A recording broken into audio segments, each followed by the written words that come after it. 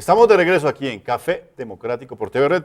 Nuestra invitada, la candidata independiente Gina Parodi, quien gracias a su gran movimiento y a su consecución de firmas, pues puede estar hoy peleando la alcaldía de Bogotá. Sin partidos, sin componendas, sin alianzas, ella solita contra el mundo. Y estamos hablando de seguridad. Y en días pasados nos llamó mucho la atención la presencia del exalcalde de Nueva York, Rudolph Giuliani, que vino, digamos, a relanzar la estrategia de seguridad de la candidata.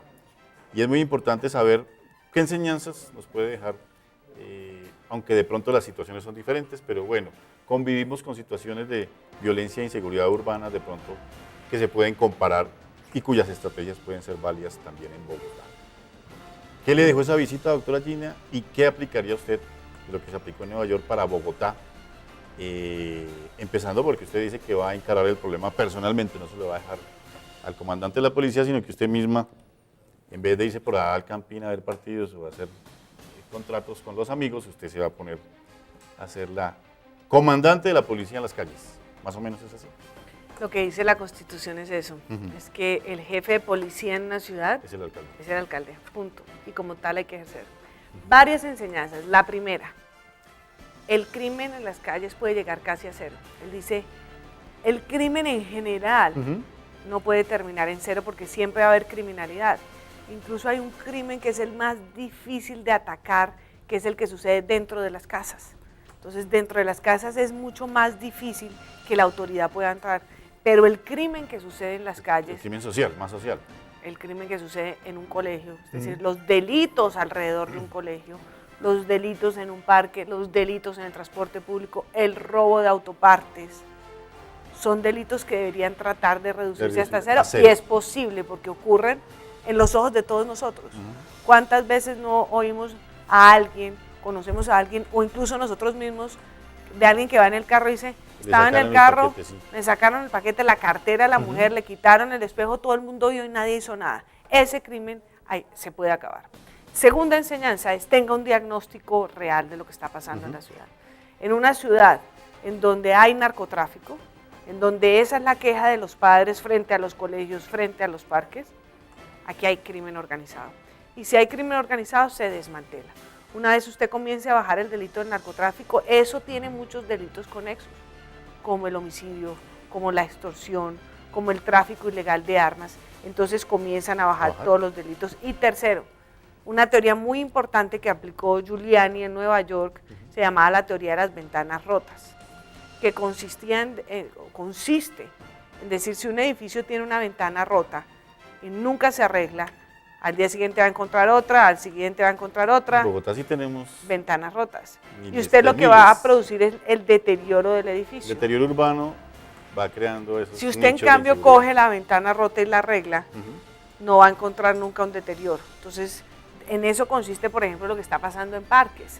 En parques lo que vemos es basuras, el pasto de 1 metro de crecimiento. Los jueguitos están totalmente desvencijados. Pues, Entonces no van los niños, sino los delincuentes. Es un ambiente propicio para el delincuente. A tomar ellos, los delincuentes. Entonces, por eso la teoría de las ventanas rotas pasa por decir, pongámosle orden. Orden a la casa, exactamente.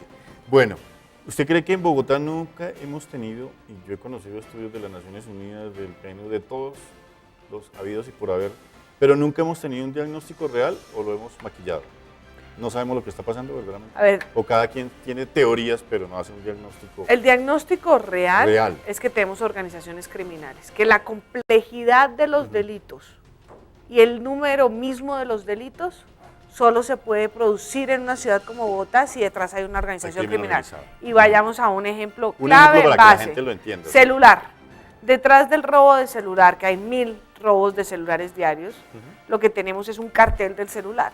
Es decir, una organización criminal lista a comprar ese celular, a llevarlo de nuevo al mercado local o incluso a exportarlo. Esto no fueron solo los 2 ladrones que cogieron el celular y listo. A Venezuela, Ecuador, Argentina. Entonces es vital entender que eso hace parte del diagnóstico para poder no solo coger al ladrón del celular, sino al jefe de esa organización criminal. Y yo creo que el diagnóstico ha estado equivocado, que aquí no se ha reconocido que tenemos organizaciones criminales y que ese delito que pareciera menor, pero que cuando hacemos una encuesta o le preguntamos a una persona en la reunión, Aquí quien ha sido víctima del delito, casi que está llegando la victimización al 100% de la población bogotana. Bueno, hay un tema también importante y que no se escapa a todo lo que usted ha dicho, doctora Gina, y es el tema del delito en menores de edad. ¿Cómo lo afrontaría usted si las herramientas están dadas, el nuevo código de policía, el nuevo código del menor?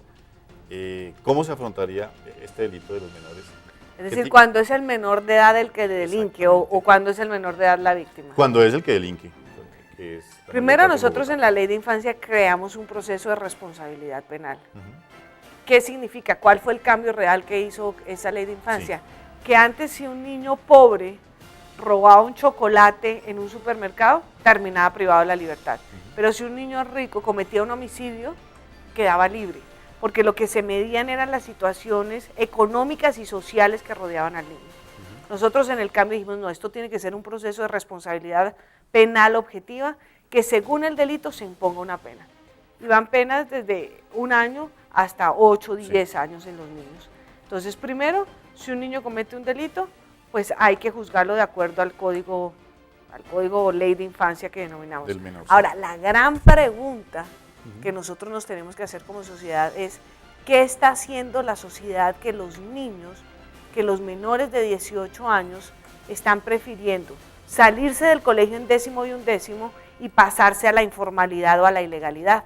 Y ahí es la respuesta clara de una política, y es nosotros en Bogotá tenemos que generar oportunidades, porque a pesar de que los gobiernos pasados se llamaron gobiernos de lo social, no generaron oportunidades, y a esto me refiero. ¿Qué se va a generar durante educación de calidad y empleo de calidad?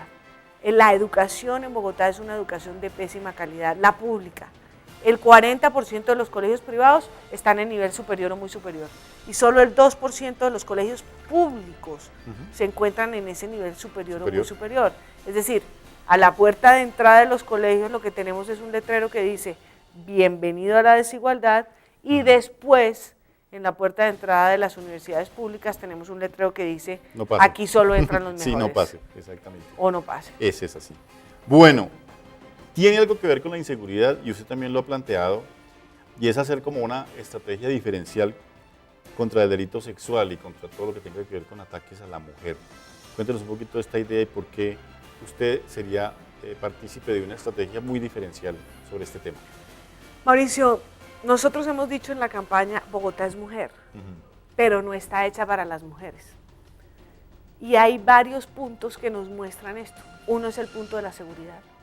A un hombre y a una mujer en una calle oscura, ambos nos da miedo que nos vayan a robar, ambos nos da miedo que se vaya a atentar contra nuestra vida, pero a la mujer nos da un miedo muy especial, que es que nos vayan a violar. Sí, el ultraje, exactamente. Y Bogotá, ni casi ninguna ciudad del país que yo conozca, tiene una política de seguridad especial.